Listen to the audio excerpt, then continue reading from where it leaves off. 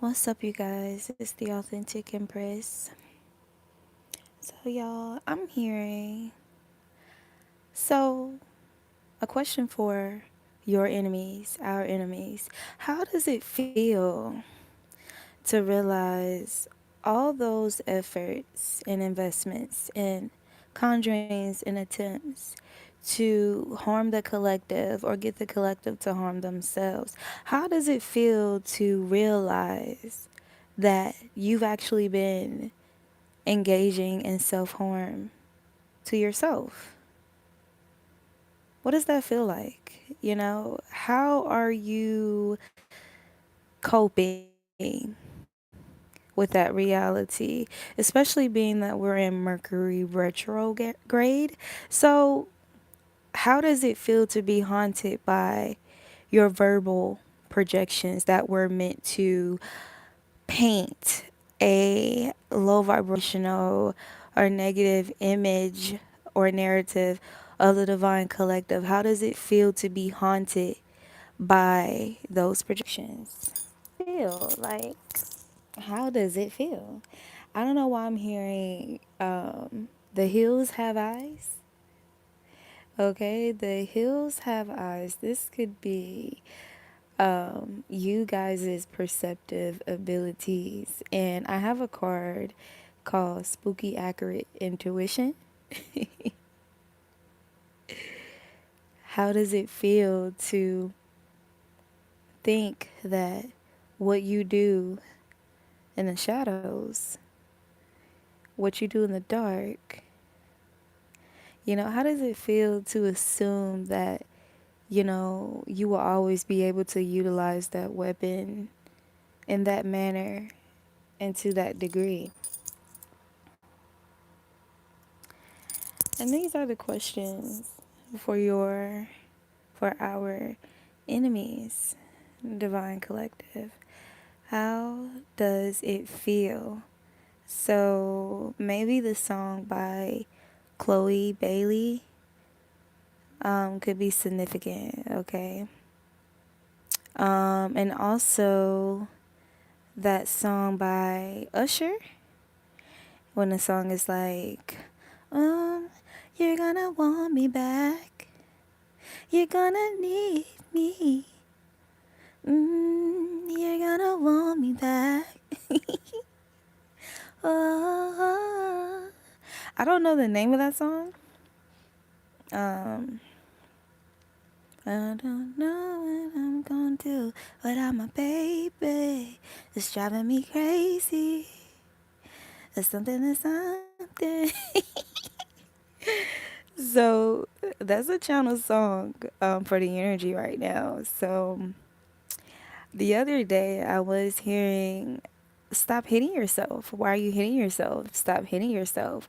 Why are you hitting yourself? Stop hitting yourself. It's giving it's giving these people putting their hands toward baneful magic or reaching towards you. Heavy emphasis on reaching. So even like over exaggerating stories about you, okay, accusations, playing the victim, but reaching, a lot of reaching going on,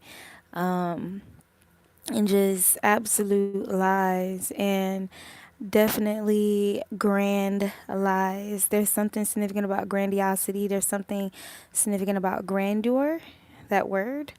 Um, but how does it feel to reach towards a divine being? 411.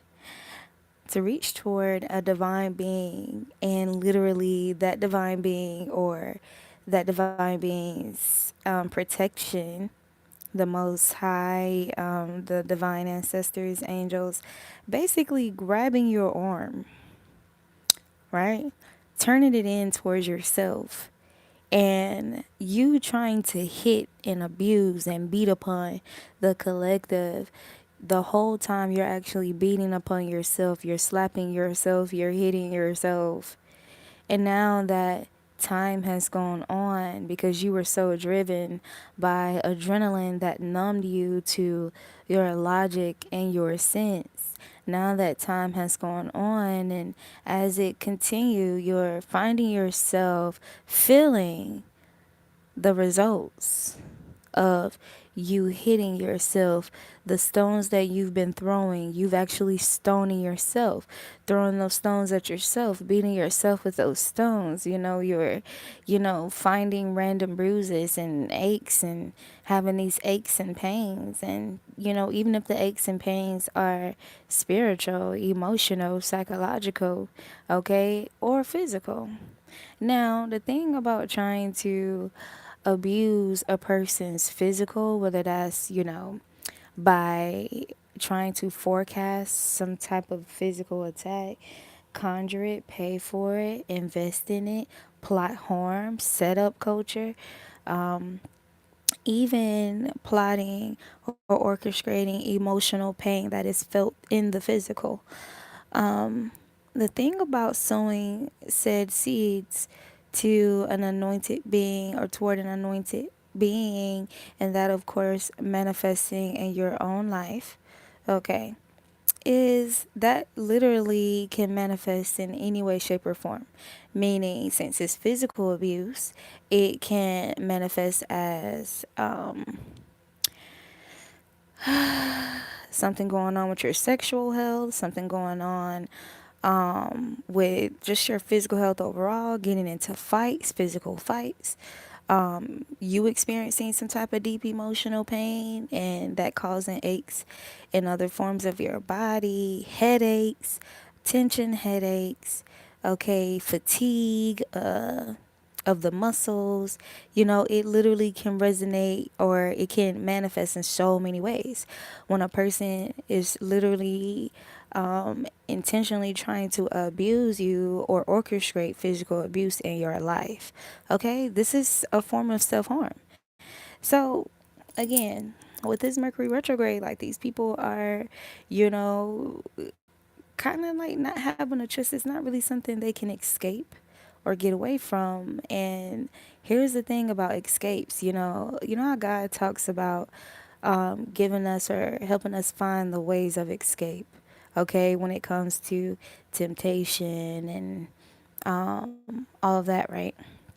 These people are unable to escape these realities that they've created for themselves because they lack God or they're non believers or they have just allowed themselves to be consumed by so much darkness. And some of these people are vampiric in nature. These are people who feel scorned or burned by light energy. Okay, whether that's benevolent light or benevolent dark. The thing about benevolent dark energy is still a form of light. Okay, when you think about the moon, when you think about the stars during the night, that's that is what benevolent dark energy is like, right? So these people, they can't escape basically the condition that they have manifested their houses into. What I mean by house, I mean their bodies, their lives, okay? I always talk about how God intended for us to be temples, or how we can, a lot of us started off as temples and then we get reduced to other forms of structure, okay? Whether that's people who become whorehouses, people become funeral parlors, people become abandoned houses, crack houses, hospitals, morgues, all type of shit. You feel me? Especially if they don't do their due diligence to do the renovations, the repairs, okay? In order to fully restore themselves back into that temple that they're meant to be, intended to be. See, that requires hard work, that requires skill. And of course, we're speaking figuratively when we're talking about this, but that's literally what it is. You get what I'm saying? Not just anybody can build a house. You feel me? Not just anybody can build a house. Not just anybody can fix plumbing. Not just anybody, can do interior design. you know. Um, some people are so cheap, that they'll resort into, and there's nothing wrong with, wanting to find a good bargain. Let's say that. But you still need wisdom in that pursuit. You still need discernment in that pursuit, right? But anyway, some people will invest in people who will do a half-ass job. You get what I'm saying? Like, okay, temples, houses, structures, meaning a person's flesh, their body. There's a fracture in the window, They, instead of replacing the window or calling a professional, they may resort into something that's very inexpensive, but not exactly fortifying. Okay, meaning it wouldn't take much for that entire window to shatter, for something to come in, steal, kill, and destroy, right? Um, so that's the energy that I'm picking up lately.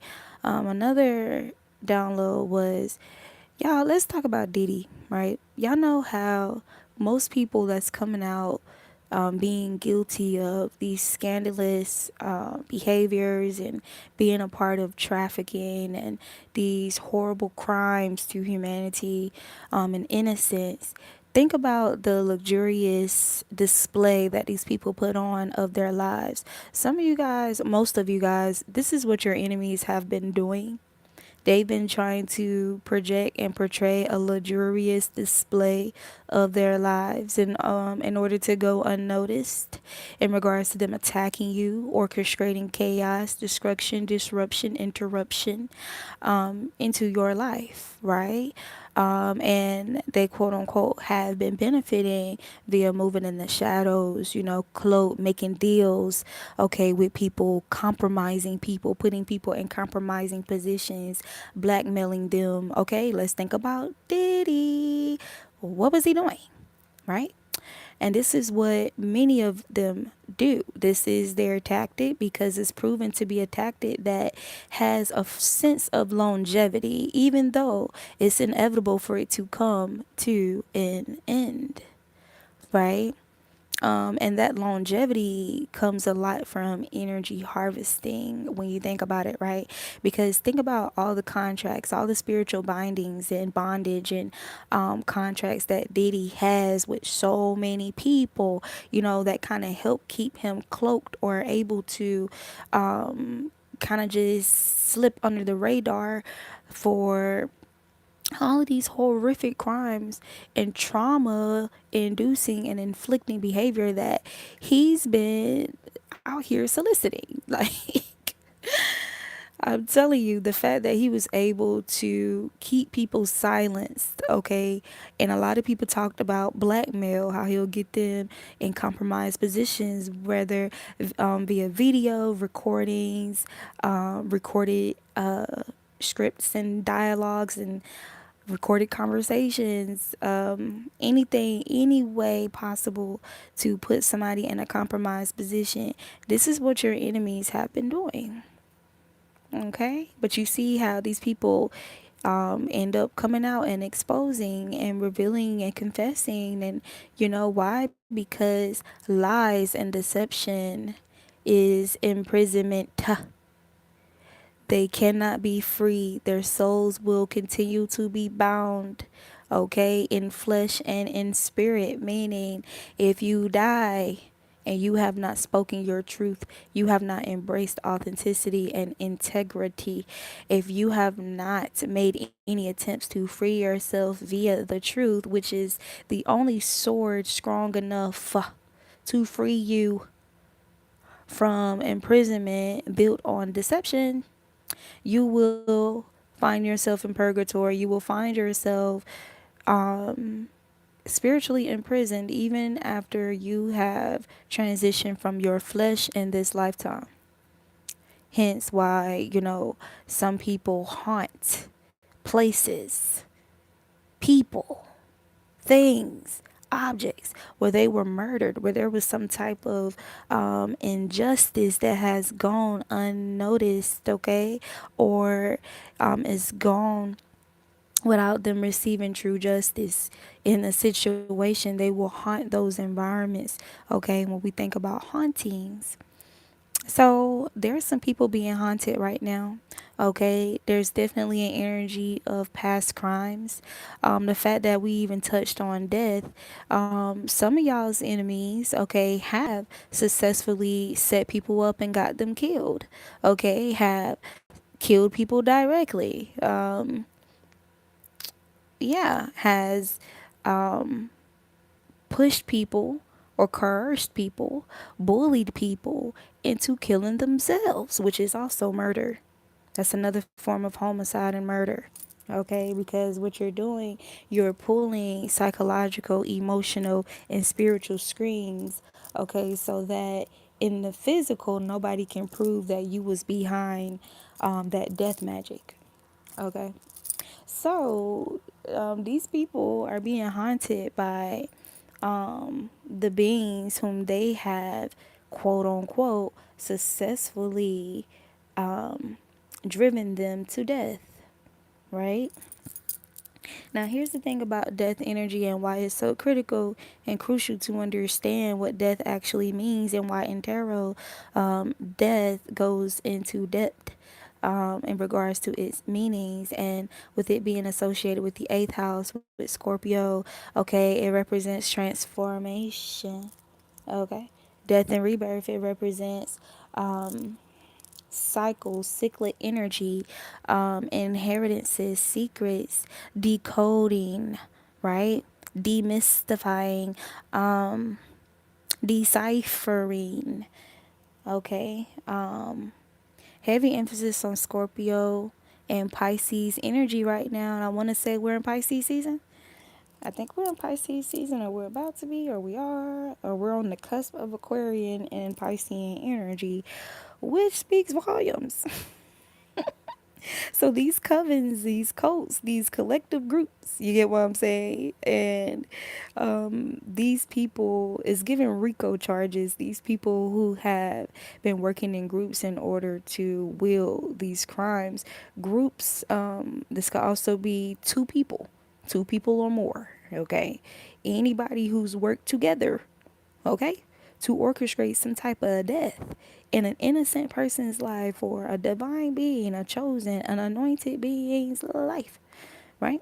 Now let's get back to the death energy and why it's crucial for people to have a full in-depth understanding of what it means is because you're supposed to be able to transmute all things, hence alchemy. Alchemy. So even though people conjure, pay for, invest in, cast death towards your life, your beginnings, your happiness, your joy, your love, your career, your finances, your health, we're supposed to be armed, right, with spiritual weapons, understanding, knowledge, and wisdom, comprehension in order to transmute that energy into gold, right? Um, Coal into gold. Okay. Gathering that coal and, barbecuing you up something to eat, or feeding your family. You know what I'm saying? Like burning your resins and your incense to transmute the energy. Um, but anyway, using that energy to transform, or basically harnessing the death energy and putting the death to things that are non conducive to your growth, your ascension, and your soul evolution. So if they sent death energy with the intentions to kill you, or for you to kill yourself, or to kill something that you got going for yourself, your business, something that you building, your money, your love life, your joy, whatever, you harness that death energy and you use it to kill off bad habits. You use it to kill off addictions. You harness that energy and you use that shit to kill off toxic, unequally yoked connections online, or let's say people, places, and things, okay? Again, that are non conducive to your growth, okay, your evolution, your self-actualization, your ascension, okay. You harness that death energy. I'm seeing like a lot of anime, different anime series just flickering through my mind. But you harness that energy and allow it to empower the strength of, I'm hearing Bankai, the strength of your sword, right? And those strongholds, you use it to sever strongholds. Like, damn, I really love this nigga. I really love this bitch. Damn, I really love my sister. I really love my brother. But they toxic as fuck to me. Damn, I really love this place. Like, damn, poverty mentality. Like, damn, like I really want to do this. I really want to rent